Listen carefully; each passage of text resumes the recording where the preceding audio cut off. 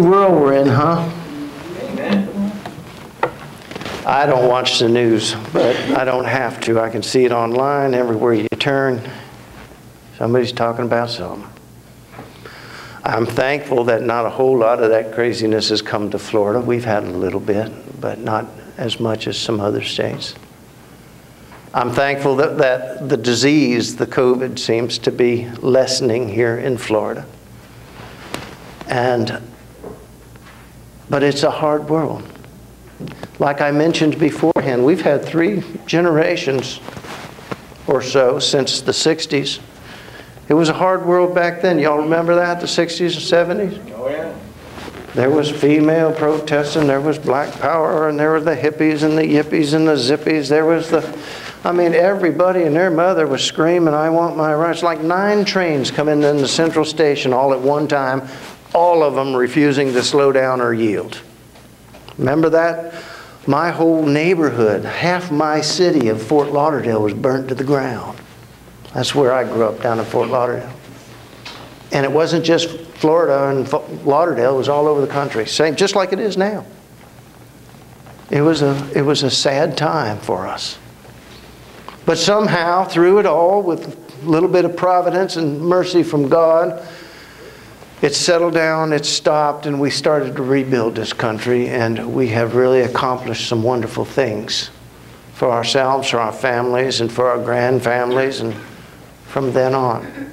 And now it seems like we've all reverted back to that time. Without the tie-dye, of course. That was really a bad idea.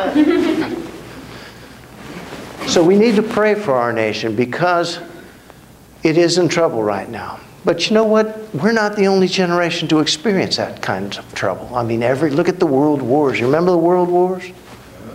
First World War, the war to end all wars. Well, they liked it so much they decided to have a second one.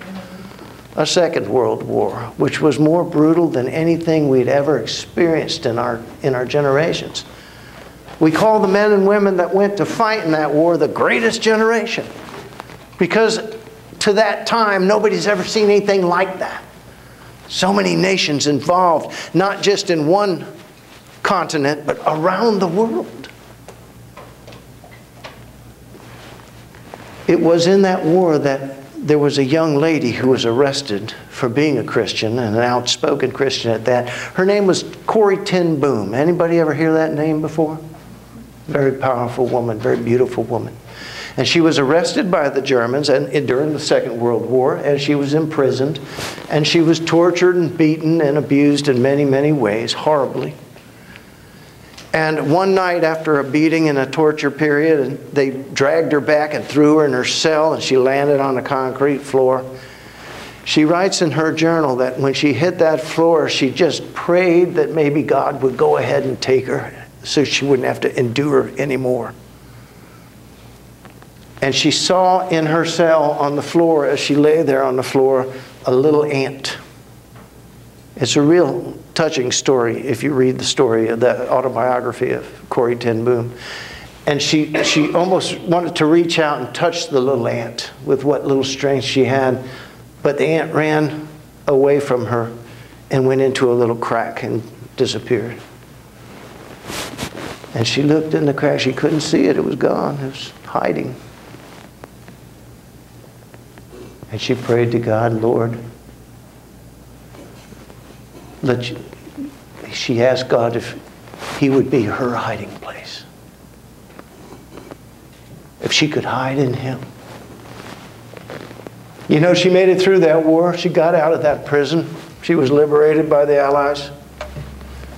And she went on to speak many years for Jesus Christ, and even went back to Germany and spoke to the men that tortured her so horribly and forgave them and told them about Jesus Christ and that Jesus would be their hiding place if they should need one. Sometimes even we Christians need somewhere to hide, don't we?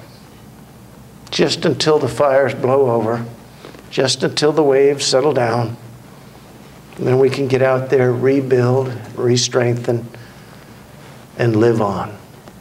but in faith, not fear. This morning, Jesus says to his boys, the last thing he says before he goes and leaves and goes to the garden to get arrested and to be beaten horribly and eventually killed, Jesus says, he asks them a question. He says, do you now believe? Because truly I tell you, the hour is at hand. And the storm that's about to sweep over us is going to be unlike anything you've ever known. And you're going to be scattered and you're going to hide, which they did. And you'll all leave me alone by myself. But even in the darkest hour, I will not be alone. Because the Father is with me. God is my hiding place. This world brings you only storms and tribulation, but I will give you my peace. Do not fear the storms of this world, because Jesus' final promise, I have already overcome this world. And with that, they sang the Hallel, and they went to the garden, and he would be arrested. This morning, we're going to talk about that. God is our hiding place, and how we can live in faith, not fear. First, I want you to stand up one more time, please. Stretch your legs, because this sermon is like 2 hours long.